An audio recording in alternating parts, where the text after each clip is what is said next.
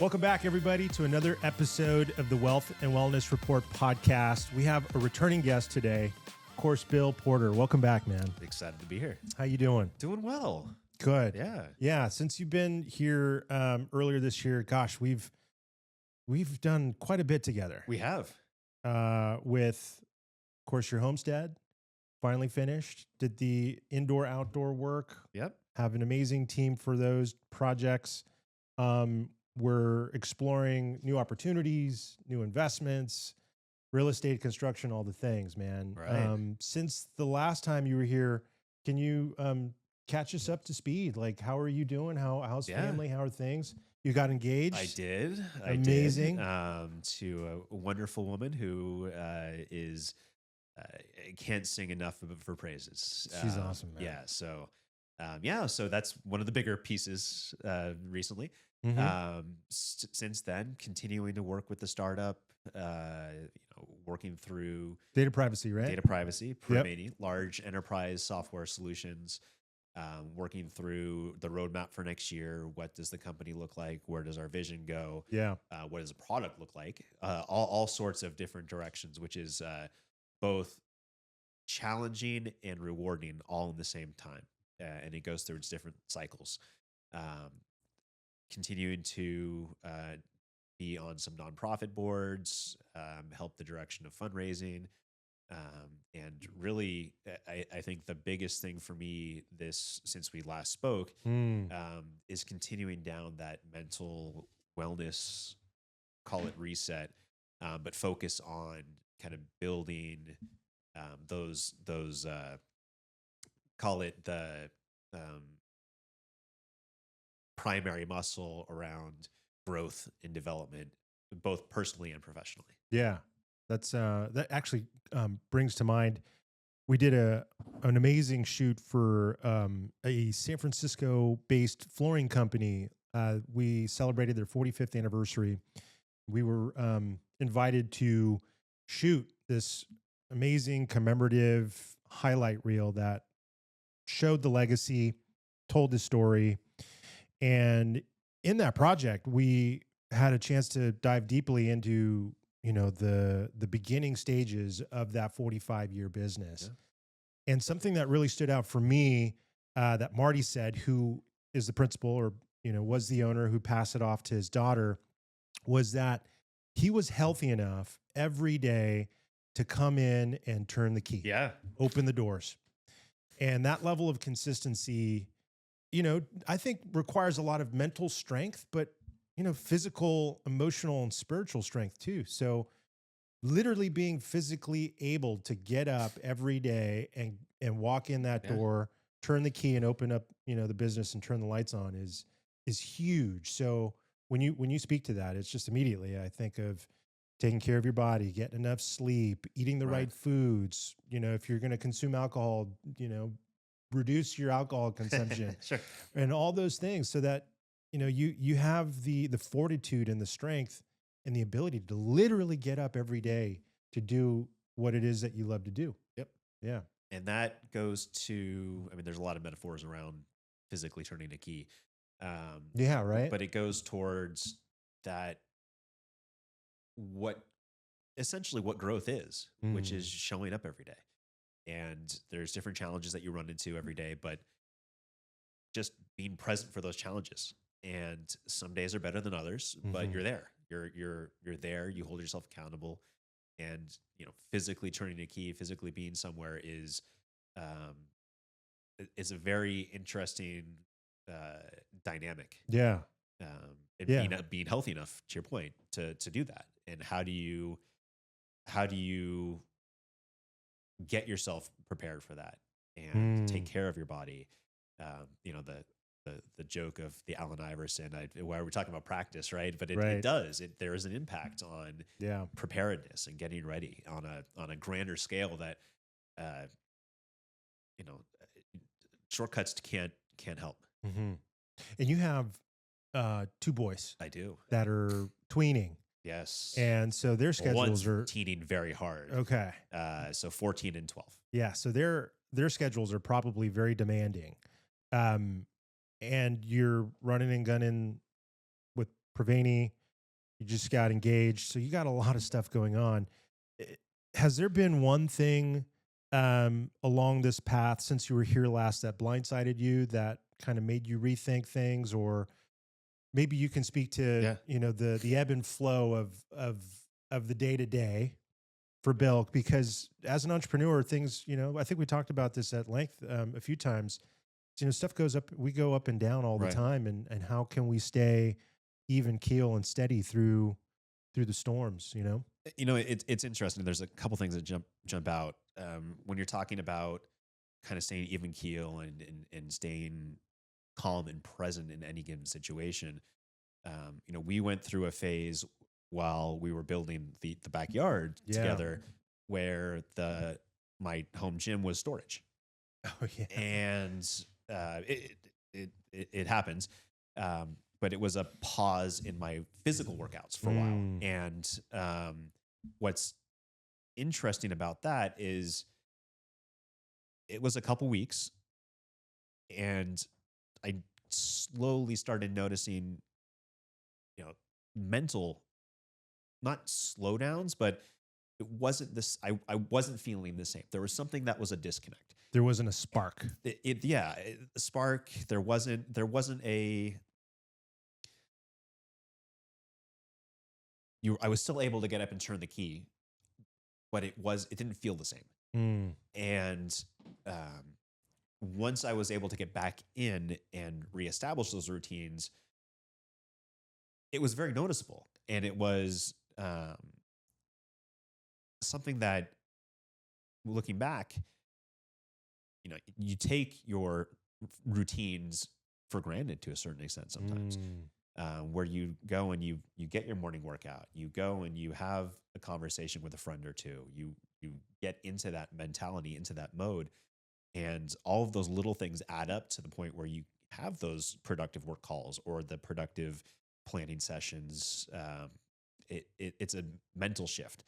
But that was one of the interesting observations that I've had this year is, physical and mental health are very much connected, Mhm. very much part of the kind of the entire ecosystem to get you where you need to be. And both of them, you can't take either of them for granted. Like, working on 100%. both is something that you need to 100%. do. You've worked with so many entrepreneurs in your career. What do you think is the real reason they get stuck? Yeah. Um, I think one of the things that entrepreneurs that I've seen get stuck in different phases is people get in their own way, Mm. and it's hard to get out of your own way in certain times, and a lot of it leads to failure, but a lot of it ideally leads to self-awareness and realization. Mhm. I'll give you an example. Is, when you're working through with a partner on a project, and you don't necessarily see eye to eye, the the conflict can either erode that that connection, or you can treat it as an opportunity to understand and grow and find, I'm not going to say a compromise, but find a solution. Mm. And when you're going through those different channels, different paths, it's how it's turning the key. It's how you show up. It's where you show up, and understanding that both like that ties in. A lot of times, people will hit these roadblocks and think it's impossible, and part ways or move on or Mhm. find something else to focus on or just complain about it. Mhm. But being able to overcome those types of situations, I see a lot of people struggle with that, especially as entrepreneurs, because your vision is so set. You have this idea of, I want to build X. Excuse me.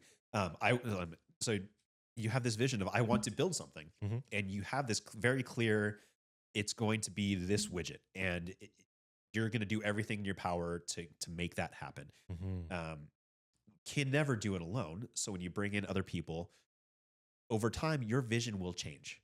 And a lot of times people hold on to that original concept, and they don't necessarily understand that it's really what makes entrepreneurship and what makes true growth happen is those moments where you have other input, where you have other direction, where you go where you may never have thought you would have gone. Adaptability, Exactly. evolution. Yeah. And that sounds like self-infliction to me Yeah. in many ways, where there's that bit of control. And I think when you start out, there is, a tremendous amount of control as you're having to wear all the hats Right. and begin delegating those tasks to others. What do you think most business owners underestimate when they're scaling from like 500,000 to 2 million, let's say? The first $1 million is hard. Mm. It takes a while. And you can have all the plans in the world. A lot of times those plans just go right out the window. Mm. The difference between once you get to that first, call it 2 million, if you will, beyond Mm-hmm. is a scalability thing. Between 0 and 1 million and 2 million is really grit. It's trying different things. It's getting out there in the market. It's networking. It's understanding and meeting your client where they are, Mm-hmm. not where you are. If you try to meet them where you are, you're going to have a hard time. Yeah. Because you're selling something to someone that is either new to a space, a different dynamic, whatever it may be. They're not there. Meet them where they are and work your way up is really where that first 1 million, 2 million are. Yeah, I agree. The uh, challenge, I think, in that gap, because that's the launching pad to the next level, is not so much I think a people problem, but more of a process problem, where you have systems and processes and standard operating procedures that get in place Right. in the beginning, so that as you scale, you can implement those, grow those, and then begin to delegate those to more personnel. Right. That becomes less of less of doer being the doer, Right. and more of being the director, Yeah. or the delegator.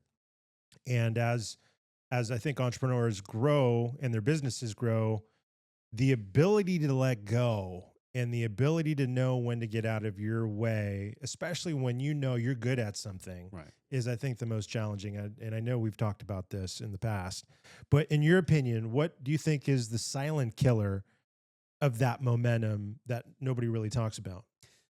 The silent killer of momentum for a lot of startups is ego. Yeah. The ego of, like you said, I knew this well. I am the best at this. I am going to do this for the company forever. It gets in the way of progress. And the when you can understand that and compartmentalize your specific ego and your aspirations Mm-hmm. and put that into a bucket and say there's what the company needs and then there's what I need. And granted, sometimes those are the same. Sometimes they're not. Mm-hmm. And being able to delegate, to your point, but more important, being able to be humble enough to give a chunk of the business or a opportunity to someone else to prove themselves Yeah. is hard. Yeah. It's really hard. Yeah. It's fear a lot of the times, I think. Fear. And it's disguised as logic. Right. And how, I mean, I love, we can probably riff off this a little bit, but how do you personally confront that particular type of fear when it shows up as logic?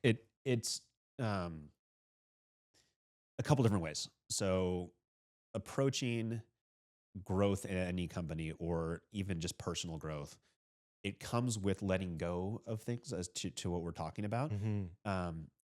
It also comes with surrounding yourself with the right people. Yeah. And when you are able to identify the right person, whether it's personal growth of leaning on a friend for a certain situation, or professional growth of I need to have someone help with customer Mm. success, for example. Mhm. Um, you you want to empower them and understand that you're giving them that moment to be their authentic self, to shine. Mhm. And the more you do is actually a deterrent for it means that the less that they can do. Yeah. And then you're setting them up to just watch, and it doesn't translate. It doesn't Yeah. add up. Risk versus reward Exactly. comes to mind Yes. immediately, because you ultimately need to take some level or have some level or some degree of risk Yeah. when making that decision, and bringing in that partner or bringing in that operator or bringing in that very key player in your business Right. to help you grow and scale. And that immediately, when I think of how to best prepare yourself in the due diligence, is to be confrontational, to have those Yeah. conversations, to get into, those discussions regarding past experience. What were your wins, but more importantly, what were your losses, and Right. how did you respond to those Right. losses? That all really helps determine and dictate the decision making. And for me, I think I would lean more towards, if we're talking about bringing personnel or teammates into the group or into the organization, experience is really important. Creativity to me a lot of the times is more important, because to me creativity is just problem solving. Sure. And if you're able to solve problems on the fly, and I think I heard Barack Obama say this in an interview where he was like, if there's a problem, I want to work with people that, walk in the door and say, hey, you know what? Let me take care of that. Yeah. And they are directing themselves right, like steadfast center on that challenge. And they show up and they get the job done. Uh, I'd love to talk to you a little bit about creativity, especially today, because we've been talking about it a lot here on the show, Sure. and how creativity can become the new currency as AI and robotics begin to take over our markets. Do you think creativity is a skill or a requirement in the next year? The 20 We're going to be 2026 Oh now. my gosh. Don't tell me that. It's kind of wild. Yeah, because I'm still in my 20s. The Absolutely, when you look at creativity and you look at the skill sets that our kids are going to need, Oh yeah. right? As an example, I could go back into my archaic days of, one of my first jobs was literally clipping newspaper sections out of for different companies and pasting them into a book, and then handing that binder over to the CEO, because the internet wasn't quite to the point where you can capture all of the news. So Mm. So you're taking out all the headlines. literally taking headlines out for Wow. large companies, putting them in these books that were then handed to the executives of, here's all the success we got for you. I mean, now it's instantly I think we through just dated all. ourselves. Yeah, I know. Like I said, I'm in my 20s still, but no, the there was an element of just tasks, Mm-hmm. right? But in that element, there was some layer of creativity, Yeah. because you're quite literally scouring the newspapers. So how do you approach that? Where do you where do you start? How do you find them? How do you make it efficient? So there's creativity in even the small nuanced tasks. Mm-hmm. We don't know what those tasks are going to be in a year and 2 years and 3 years. Yeah. Prompt engineers are huge these days. Mm-hmm. But I mean, a lot of that can change. Um, you know, the the creative side and the problem solving side, if you will, um, in my opinion, will never go away. Mm. And that's something, like, to your point, that will empower that next generation and continue to fuel ingenuity and design and creative changes down the road for whatever we're going to be facing. Yeah. But yeah, creativity is a huge part of overall success. Yeah. And I see that on a day-to-day basis even now, is how do you solve a problem? How do you create a opportunity? And a perfect example is a good force function of creativity is limited budgets. And a lot of startups and a lot of companies, even just large companies, it could be that you have a small year-end budget. You want to execute one of these three things. Sure, you could plug it into a chat bot situation and get some sort of directional answer, but you're still inputting something. You're asking for help for something, um, and that is going to be that creative brain of how do I structure things. Yeah. But no, creativity is going to be and still is critical. And with machine learning, the problem solving use case and how AI will drive those automated tasks and remove some of that creativity from the task master or the task rabbit. Still, as you move, I think, down that replacement ladder or that funnel of creativity, the machine learning and the AI is going to begin to replace spirit, or at least try to replace spirit, soul, and other human centric components of the creativity process. I think of music, for instance, or art. You can't, I mean, I'm sure that the AI and the machine learning and robotics will become proficient and or Right. develop and create some level of human spirit and soul.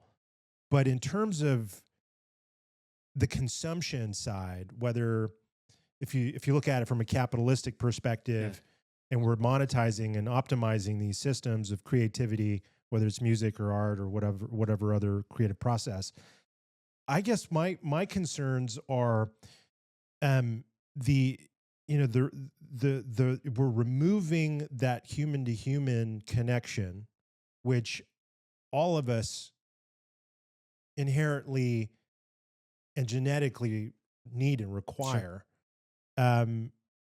As we move into this new world, how are you going to kind of address some of those transitions and perhaps maybe translations of that creative process in your day-to-day and in your business? Yeah, that's a great question. So let's unpack it because there's a lot of layers to it. So I think when you start talking about AI, machine learning, and creativity, for example, you've got to take a step back and understand how that creativity comes to be, right? It's a lot of inputs. It's a lot of inputs of creative people coming up with ideas and plugging into this engine. Now, this engine is massive and it's going to continue to be exponentially bigger. And it's a lot of, call it, different ideas from the past of what people have done. And all that machine learning and AI is going to do is spit out different iterations of what has done and what it knows. The ability to take a future problem that hasn't been solved, that hasn't been addressed, and create a roadmap or create an idea on that is something that will inherently still be a human characteristic in my mind. Sure, you can then plug it into a machine learning AI situation to refine. But for example, coming up with a unique market, a unique position, I don't feel like the AI machine learning is there, or in my opinion, will ever get there because of how it's structured. All it is a very, very fancy high class Google search at this point. Yeah. And it tells you what people have done, and it will suggest based on where you are, what your input is, what it knows. It's limited in that sense. And it will always be limited by the knowledge base. Yeah. Which is why you see a lot of lawsuits going out of AI companies plugging in all these huge data sets because they're trying to get to that point where they're suggesting things in real time that are relevant, that are current, that make sense. But that leap from being creative in a space that is existing to being creative in a space that is not isn't there.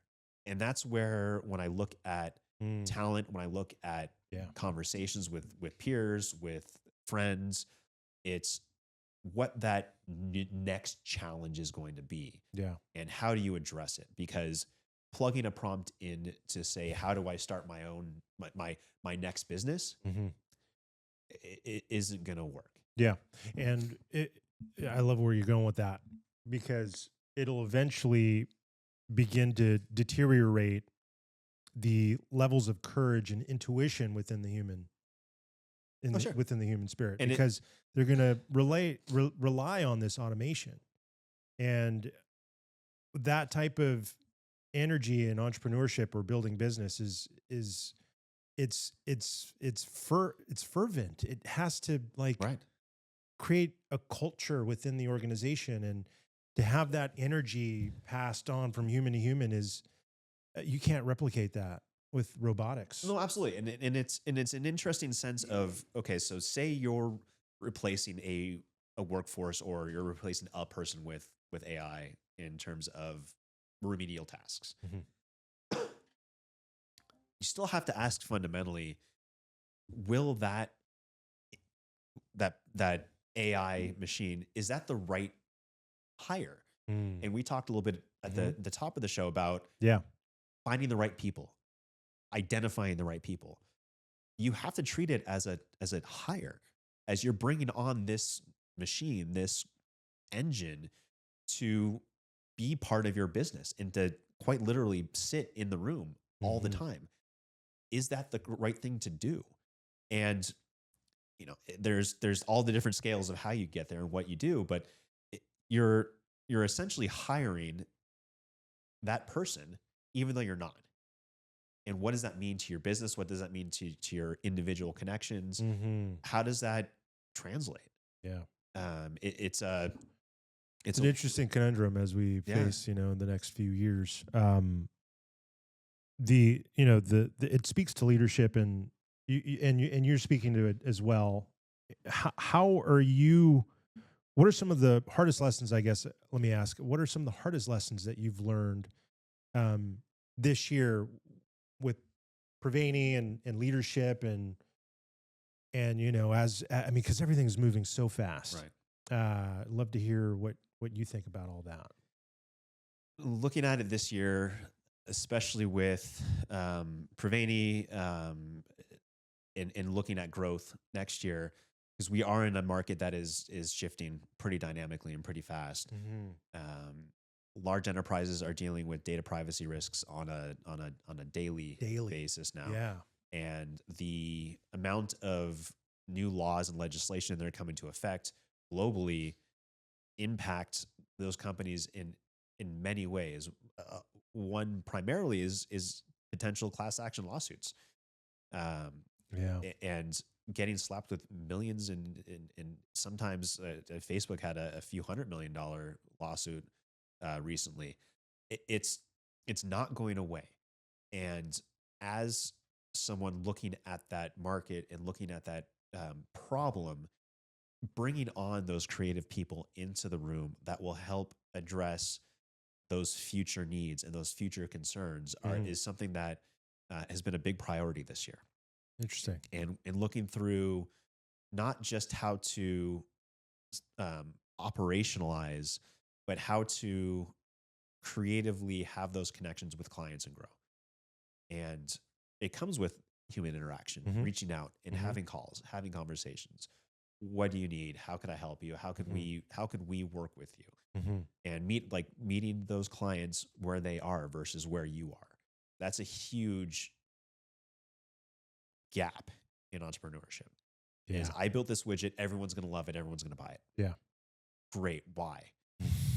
Right? And that why varies person by person, company by company. Mhm. And understanding that why is how you succeed both for your company, but how you help your clients achieve their goals.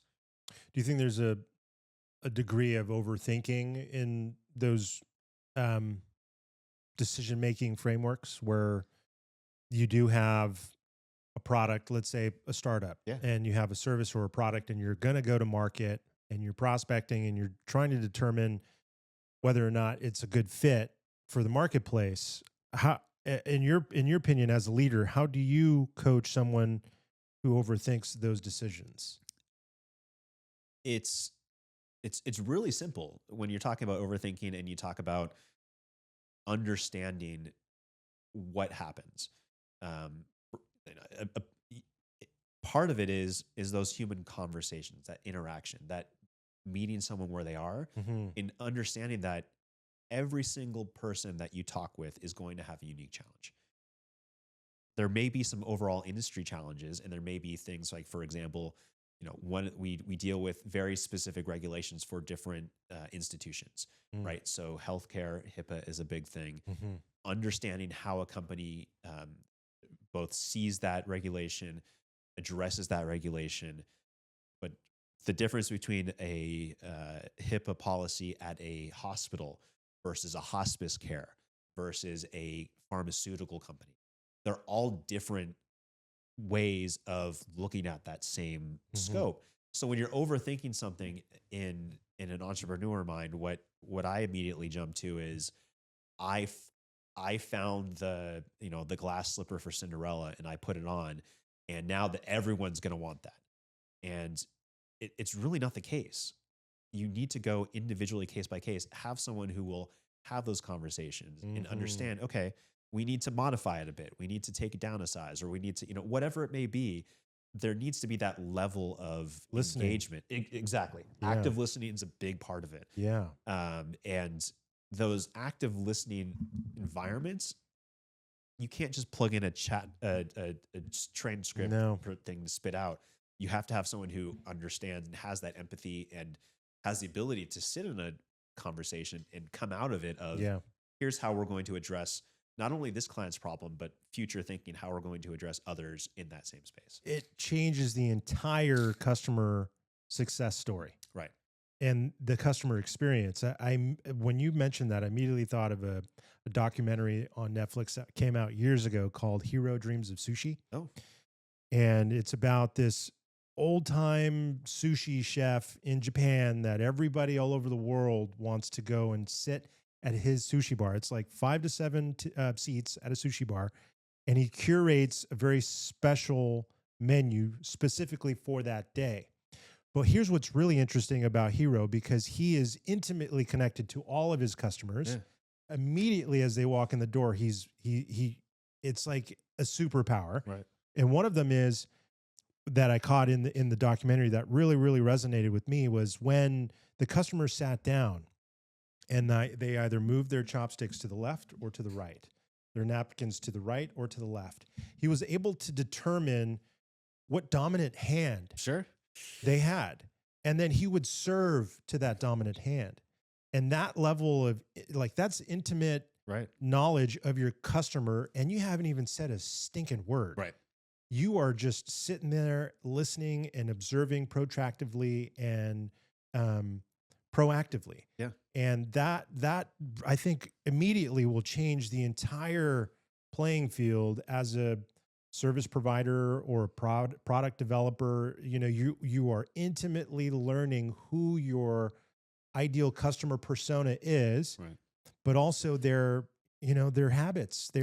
their the nuances, all the little things that I think really add up. And you had said it really well. The way they listen or the way they approach the project is really everything, in Right. my opinion. That having that type of mindfulness and attention to those details will change I think the playing field, and honestly, I think separate you from the rest of the group Right. in your competitions. Yeah. And it's a piece that I feel is never going to go away, and I could say that Hmm. pretty convincingly. Hmm. Having that interaction and understanding needs, right, and meeting those needs, um, and then successfully being able to scale that, right. There's a certain level of, okay, I could build a widget for this person and this person, but how do you look at that and say, okay, well, here's what the market needs, and here's how I can push it out and then customize it as Yeah, we go. yeah. On the flip side, some avoid building those systems, avoid that type of introspection and or um, discussion or the process Yeah. to intimately understand their markets. For you, in your opinion, why do so many entrepreneurs avoid building those systems, even though they know they need them? Oh, um, Maybe going back to the ego, yeah, it's interesting. fear. Looking at how and why people build things, right, is a fascinating thing for me. Fascinating for me You too. build to a need, right? For the Mhm. most part, Mhm. if you're an entrepreneur, you will find a product market fit, if you will, Yeah. and you want to build to that. And understanding where that is, that's your first ideation, right? And being able to have that vision, first of all, takes guts. It takes responsibility. It takes all this forward thinking. Um, a lot of times people get stuck on that initial idea and the market changes or their idea doesn't Yeah. evolve enough. Hmm. And, I think it's an interesting environment of um, combination of building, to your point, ego, having something that I was like, I want to build this, whatever it may be. And, I'll give you an example in my past.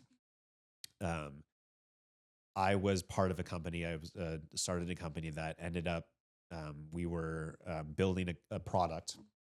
This product was around sightseeing and connecting with tourists or a tourist with like tour guides. Hmm.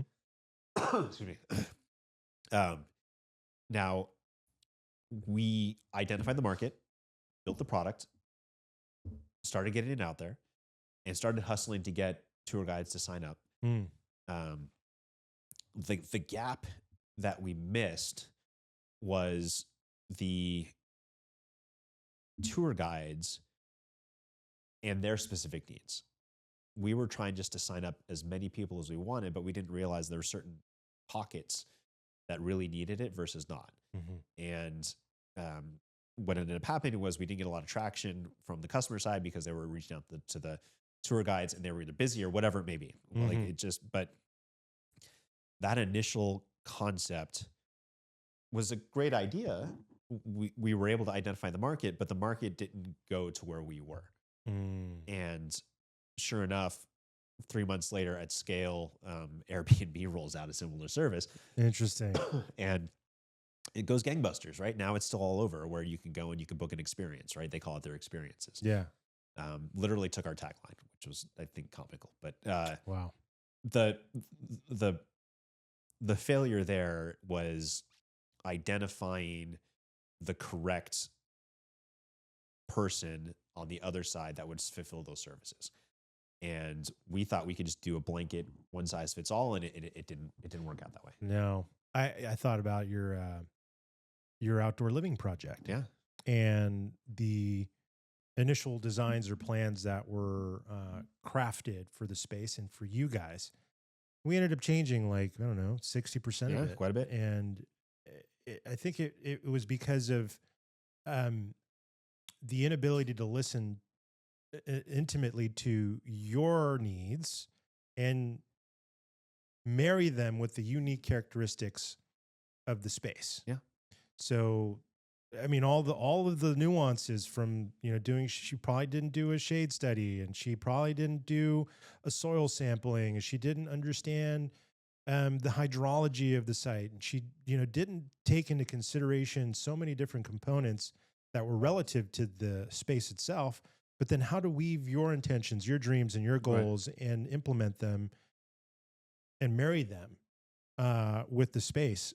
I think that's it's a craft that needs to be, you have to sharpen that pencil. You got to Yeah.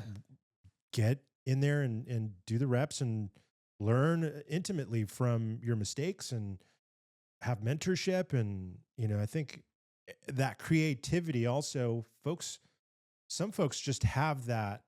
Like when I think of like a 6 or 7 year old prodigy that comes out of the womb and then all of a sudden can play all the concertos, all the Beethoven, like, and just do it at such a high level. And you're like, you've only been alive 6 years. You've only been practicing really for 2. How are you Right. so good? And I think there's just there's a passing that happens, I think, intergenerationally, and you just sometimes you win the lottery, Yeah, you know. absolutely. Um, I love how this conversation's been going, Bill. I want to kind of tie this all back into what we had initially talked about on the show when we Yeah, first started was wellness, sure. and energy, and longevity. And I think without those 3 really firing on all cylinders and being a priority in your day to day, there's burnout, Yes. and burnout is very, very real for entrepreneurs. I think to some degree everybody's experienced it. Um, but what do you think is the biggest lie entrepreneurs believe about burnout, specifically burnout? It's a burnout is a real thing, and I've had it. I've hit many walls on that. Mm. Um, the biggest myth slash lie that people tell themselves is, if I just do this one thing, things will open up. If I can just get to this one gate, life will be better. And that comes in all shapes and sizes of, I just need to push out this product. I just need to get this marketing campaign out. I just need to get this idea on paper. The expectation sometimes becomes overwhelming, and it becomes almost like this white whale albatross thing of, you may never hit that goal, but because you set it in your head, you want to go achieve it. But being able to acknowledge and say, I'm not going to get to that threshold, but because of what I've been doing to get there, here are other gates and other opportunities that have opened. Burnout happens when, for example, when I was going through one of my other companies, and looking at growth. Mm-hmm. How do you hit a certain number? And what was interesting was, we set a goal, set a milestone, tried to hit that number. And it was a number of connections in the database. It wasn't a customer number. We didn't come anywhere near that number at the end of the day.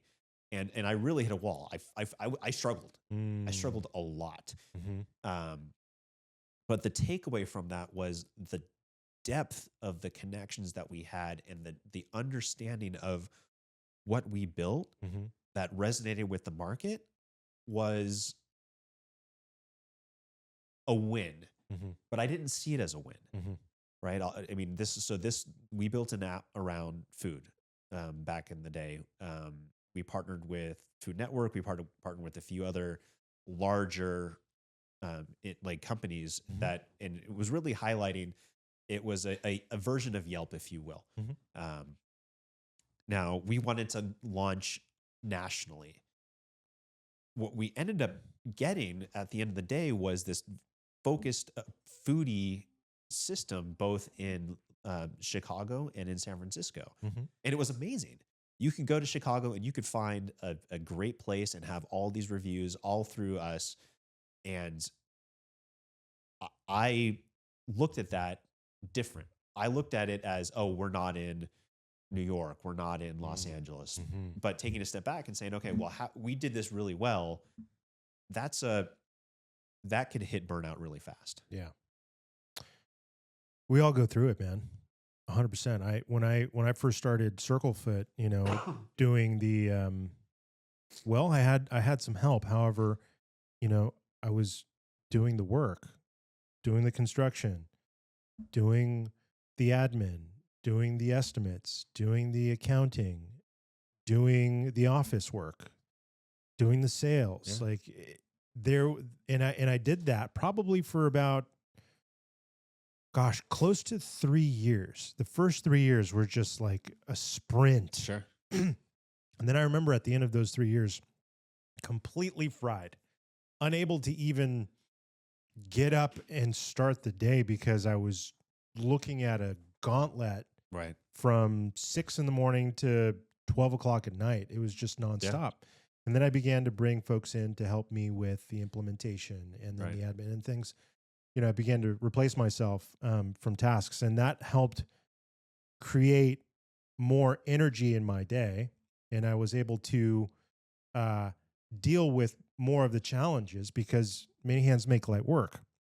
How do you balance the ambition of entrepreneurship and family? Because they're intimate.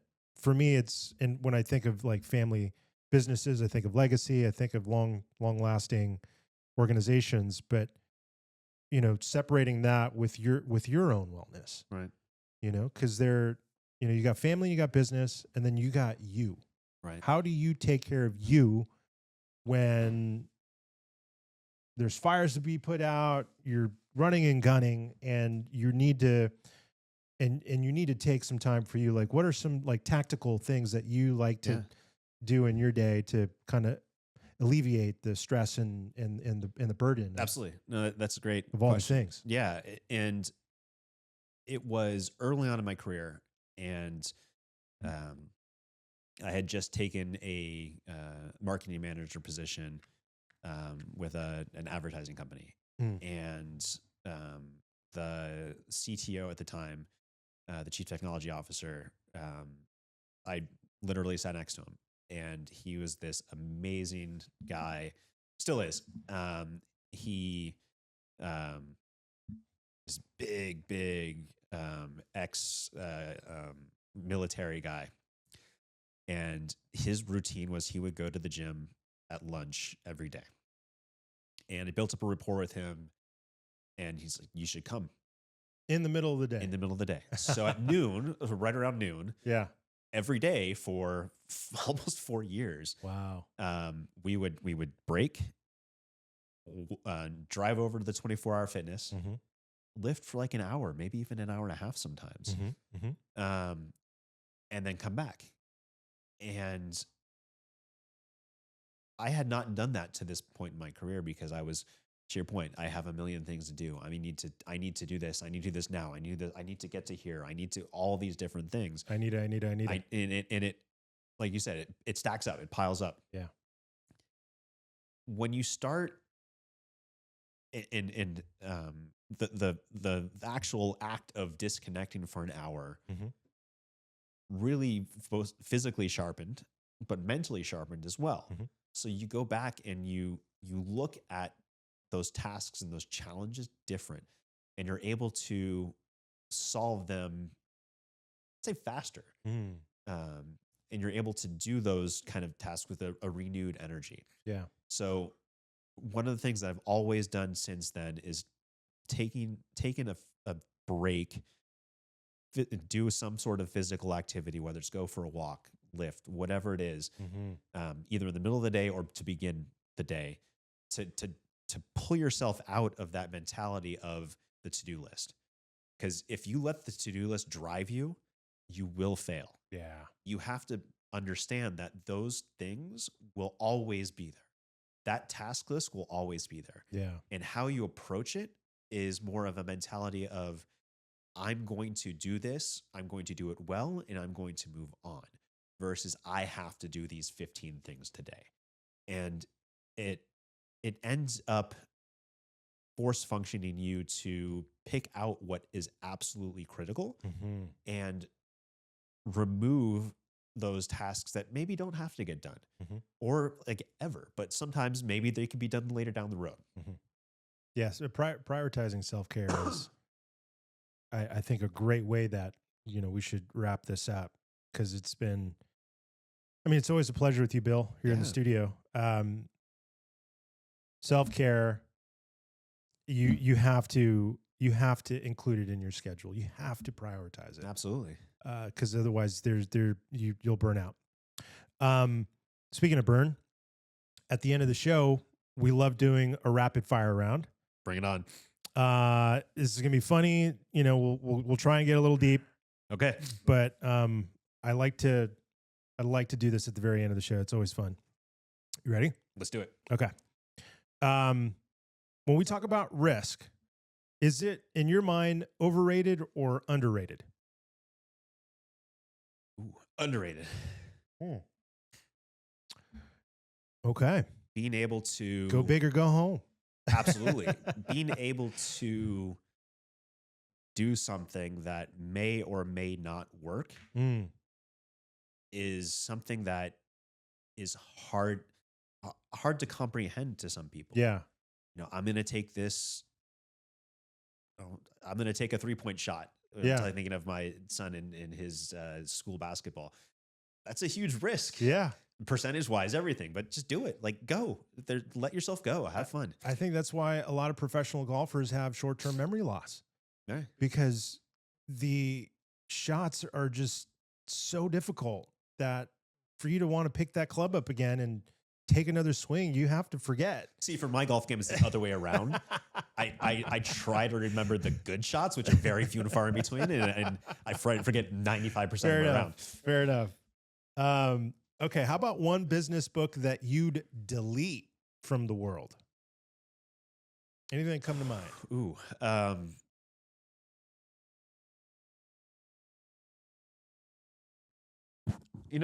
I think there are, and this, I won't identify one specific book, Mm-hmm. um, but when you're looking at books that tell you how to build your startup, it's a lot of it goes to those conversations that we had earlier around bringing in a partner and letting that partner be AI and drive what you feel success is. Yeah. A startup of how to build your startup book from 5 years ago is not going to impact how you should be growing your company today. And a lot of people swear by those things and they go and say, oh, I'm going to replicate what, Jeff Bezos did and what, Mark Zuckerberg did because they grew their businesses from nothing. And let's learn from them. Yes, there are certain critical things you can learn from them on how they got from point A to point B. Mm-hmm. But a lot of times when you start reading the books of like the nuts and bolts of those startups, a lot of it's archaic. Like, oh, let's focus on what is happening now versus what was happening before. Yeah. I love that. How about one lesson you wish you could tattoo on every entrepreneur's forehead? Fail. Fail forward. Fail forward, fail fast, just fail. Just do it. Yeah, just do it. It doesn't, it's not going to, kind of to our golf metaphor, you're going to remember everything in your golf round. The good and the bad. The good and bad. But build on the good. Yeah. Build on the success. Yes. But learn from those, sand wedge shots that don't get out of the bunker. Sure. Yeah. Sure. Swing harder. But no, that I would say fail. Cool. What do you think drains entrepreneurs the fastest? Ego and attitude. You have to be able to, and this is a theme that we've kind of said throughout, you have to be able to get out of your own way. Yeah. You have to be able to understand that what you aspire to be is a connector, is someone who can help solve a problem. The problem that you started with, for example, 3 years ago, isn't going to be the problem that the customers face in 5 years, in 10 years.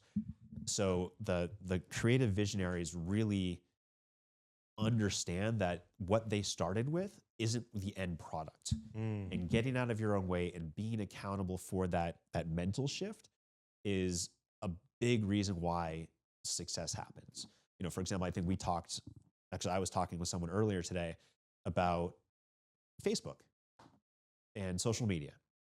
Zuckerberg acknowledged and understood that Facebook was a older generation thing. So he acquired Instagram, right? And that was looked at the time as, okay, why is he doing this? But now that style of social media is more prevalent among teenagers, 20s. But if he would just stick and say, oh, this is my product, this is what I'm going to do forever, it would be a failure. I think in business, we're all drawn to the romanticisms that we find on social media. the big moves, the big plays, the Yeah. big deals, the big decisions. For you, what's one thing that is like a quiet flex that you would promote in your business or in your entrepreneurship journey?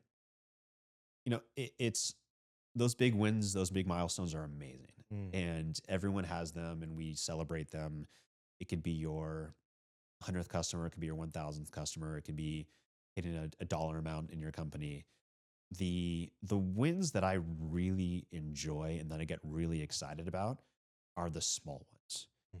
It's helping a retail company that has no idea, for example, how to run their data privacy, getting them just a direction in terms of how to guide them. Mm-hmm. Getting the smaller clients in, we work with a lot of nonprofits, and being able to help them understand situations and identify and succeed.